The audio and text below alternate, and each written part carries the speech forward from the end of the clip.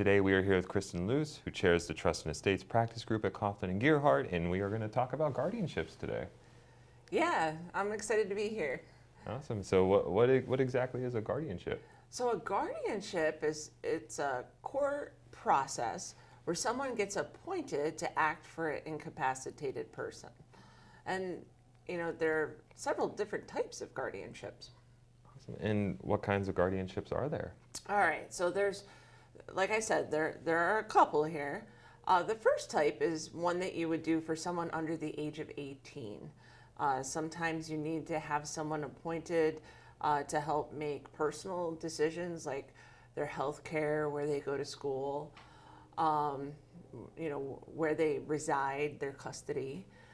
Also, sometimes you need to have someone appointed to take care of assets that someone under the age of 18 might inherit. There's another type of guardianship that's kind of similar, but it's for an individual who has a disability, and usually that disability is onset at an early age, early in life.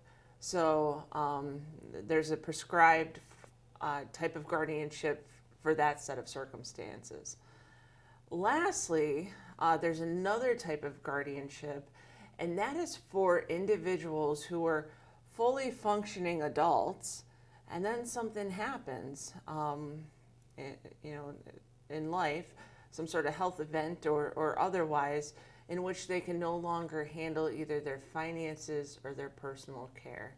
And that type of guardianship is usually a little bit more involved. Yeah, and what do you mean by it being more involved?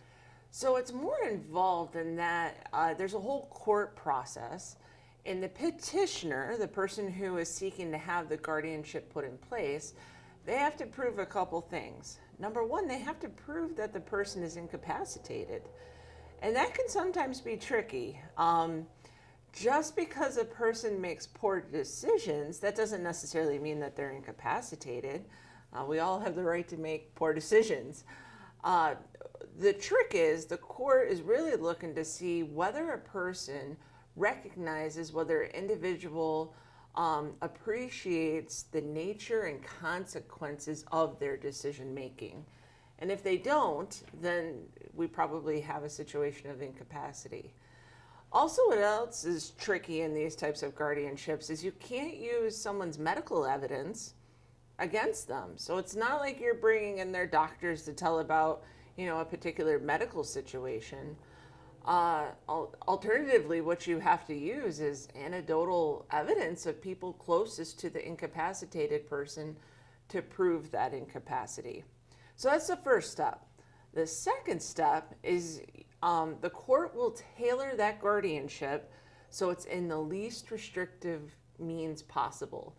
Meaning someone shouldn't give up their rights to their decision making only if it's needed. So, for example, maybe someone can't handle their finances, but otherwise could function at home just fine. So the court's going to tailor it very specifically to the needs of that incapacitated person's situation.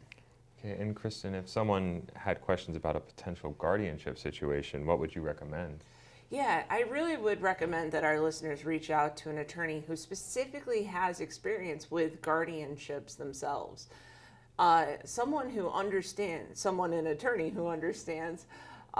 can really save someone a lot of missteps with the guardianship process, because there's a lot of pitfalls you could fall into if you don't know.